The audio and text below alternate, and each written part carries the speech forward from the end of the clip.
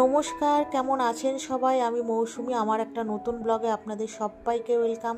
তো বন্ধুরা দেখো, সকাল সকাল ঘুম থেকে উঠে ঘরে যা বাসি কাজ ছিল সব করে নিয়েছি। করার পরে চলে এসেছি ফ্রেশ হয়ে। এবার একটু প্রথমেই না অ্যাফ্রেশটা করে নিলাম, অ্যাফ্রেশটা খাবো আর তার সাথে সাথে রান্নাবান্না চলবে আর তোমাদের সাথে গল্পও চলবে। তো যাই হোক, অ্যাফ্রেশটা করে চলে এসেছি ঘরে। যেহেতু হাজব্যান্ড আর মেয়ে দুজনেই ঘুমোচ্ছে, তো ওরা ঘুম থেকে ওঠার আগে আমি চাই রান্নাবান্নাগুলো কমপ্লিট করতে। আর কি বলতো, সংসারের কাজ সকাল সকাল যত তাড়াতাড়ি হবে সংসারের মঙ্গল তত তাড়াতাড়ি হয়। যেহেতু সংসারে একটা ভালো বা মন্দের একটু সব কিছুরই প্রয়োজন আছে। খারাপ, এবার সবসময় আমি চাইবো যে ভালো কিছু একটা যাতে হোক বা ভালো করে দিনটা যাতে কাটাতে পারি সংসারে সব কিছু দিক দিয়ে, আর হাজব্যান্ড আর মেয়েকে দুজনকেই যাতে সব কিছু টাইম মতো করে দিতে পারি, সেটা সব থেকে বড় একটা কাজ। তো যাই হোক, দেখো বন্ধুরা, আমি তো একদিকে ভাত বসিয়ে দিয়েছি আর অন্যদিকে আমি একটু আমার যে সকালে ব্রেকফাস্টটা করি তার সাথে সাথে কিন্তু সেটাও করে নিলাম। এবার সেটা খাবো আর তার সাথে সাথে রান্নাটাও চলবে। এবার যেহেতু দুজনেই ওরা টাইম মতো বেরোয়, এবার 9:30টার মধ্যে ওদেরকে আমার রেডি করে দিতে হয়, ওই জন্য আর কি আমি সব কিছু টাইম মতো করার চেষ্টা করি। আর এদিকে আমার ভাতটা হয়ে গেছে, আর উপর দিতে গিয়ে দেখো আমার হাতটার মধ্যে গরম জলটা পড়লো, ভাতের মারটা আর কি, তার সাথে সাথে কতগুলো ভাতও পড়লো। তো কি আর করবো, মানে ধীরে সুস্থে কাজ করার পরও যদি এরকম হয় আর কিছু করার নেই। তো একটা মনে তো সকাল থেকে টেনশন থাকেই যে ওদের আমি টাইম মতো মানে সব কিছু করে দিতে পারবো নাকি। মেয়ের আলাদা টিফিন থাকে, হাজব্যান্ডের আলাদা টিফিন থাকে, তারপরে সব কিছু টাইম মতো না হলে একটা মানে নিজেরও খারাপ লাগে যে আমার জন্য ওদের দেরি হয়ে গেল। তো যাই হোক, আজকে সেরমভাবে কিছুই রান্না করব না, সিম্পলভাবে দুটো রান্না করব। তো প্রথমেই আমি না আজকে অনেক দিন ধরে মানে ভাবছিলাম সিম বাটা খাবো, তো আজকে করছি সিম বাটা। তো সিম বাটা, তো প্রথমে সিমগুলো আমি ভাতের মধ্যে না সেদ্ধ করে দিয়ে নিয়েছি। কি বলতো, তাড়াতাড়ি কাজ করতে গেলে কিভাবে আয় করতে হবে সংসারে, কিভাবে কোন জিনিসটা তাড়াতাড়ি করলে সব কিছু দিক দিয়ে সেফ হবে, সেই জিনিসটা করাটা উচিত। তো আমি দেখো ভাতের মধ্যে ওই জন্য একদম সিমগুলো আলাদা করে আর সেদ্ধ না করে ভাতেই দিয়ে দিয়েছি। তো আমার তো ভাত হয়ে গেছে, তোমরা দেখতেই পেলে। তারপরে তার সাথে সাথে এবার ভাতের থেকে সিমগুলো তুলে নিলাম, নেওয়ার পরে এখানে তেলের মধ্যে দিয়েছি দেখো, সর্ষের তেলের মধ্যে তোমার শুকনো লঙ্কা আর কাঁচা লঙ্কা, কালো জিরে আর রসুন প্রথমে ভাজা ভাজা করে নিয়ে এবার সিমগুলো দিয়ে একটু ভেজে নিলাম। কেন বলো তো, সিমগুলো দিয়ে একটু ভেজে নিলে না, তার সাথে একটু নুনও দিয়েছি, তাহলে মিক্সিতে যেহেতু আমি পেস্ট করব তাহলে না খুব ভালো হবে।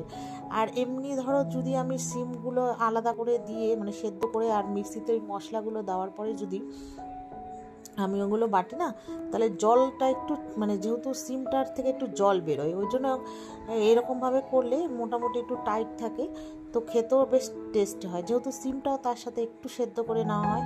তোমরা কারা কারা এরকম সিম বাটা খেয়েছো আমাকে তোমরা কমেন্ট করে জানাতে পারো বা মেসেজ করে জানাতে পারো। আর যারা খাওনি অন্তত একবার বানিয়ে খেও।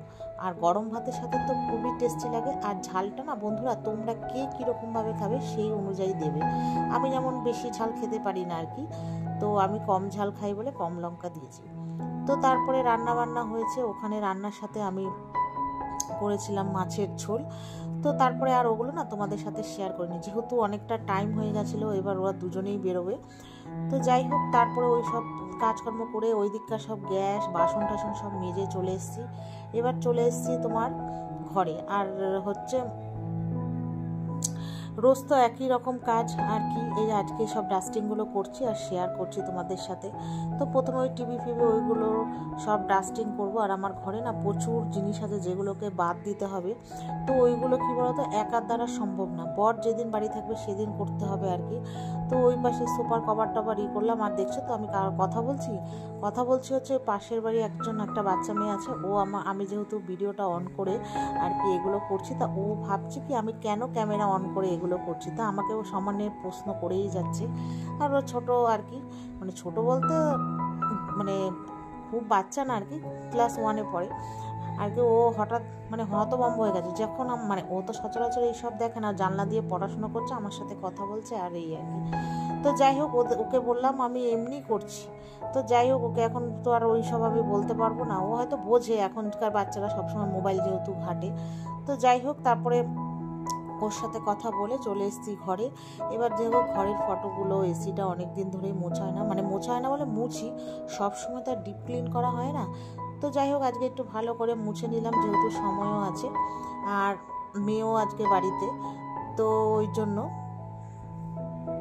তো তারপরে এগুলো সব মানে রোজ বন্ধুরা আমার ভেতরে বাড়ির মেন রোডেও না রোজ মোছামুছি হয়, তাও যে কোথা থেকে এত ধুলো আসে আর আমি মানে কিছুতেই মানে বুঝতে পারি না। তো যাই হোক, তো আর এইগুলো কী বলতো, এইগুলো মোছামুছিটা মানে সংসারের প্রতি একটা মানে কি বলে, সংসারে যে মানে তোমার সংসার ভালো রাখা বা সংসারে আয় উন্নতি করা, এগুলো তো দিক দিয়ে একটু দেখবে সত্যি তুমি যদি ঘর দুয়ার নোংরা রাখো বা ঘরে বাসা হয়ে যাচ্ছে, ঘর দুয়ার মানে পরিষ্কার নেই, অপরিচ্ছন্ন, সেইগুলো কি বলতো তোমার কিন্তু একটা মানে দৃষ্টিকটুর বা সংসারে কিন্তু একটা মানে দৃষ্টি পড়ে, মানে সব কিছুরই একটা, তো যে কোনো কিছুরই একটা খারাপ দিক বা ভালো দিক আছে। তো কেউ তো কখনো চাইবে না যে সংসারে খারাপ দিকগুলো হোক বা অশান্তি হোক, মানে শান্তি না, মানে শান্তি আর অশান্তির মধ্যে বুঝতে পারছো তো, সব সময় যদি ঘরে একটা মানে কেমন একটা ভাব মানে ভার যদি থাকে তো কেমন লাগে বলো। তো এই জন্য সব কিছু নিজেকেই ঠিক রাখতে হবে, যেটাতে শান্তি আসে আর যেটাতে সংসারের উন্নতি হয়, সেগুলো দিকগুলো তো আমাদেরকেই দেখতে হবে বলো।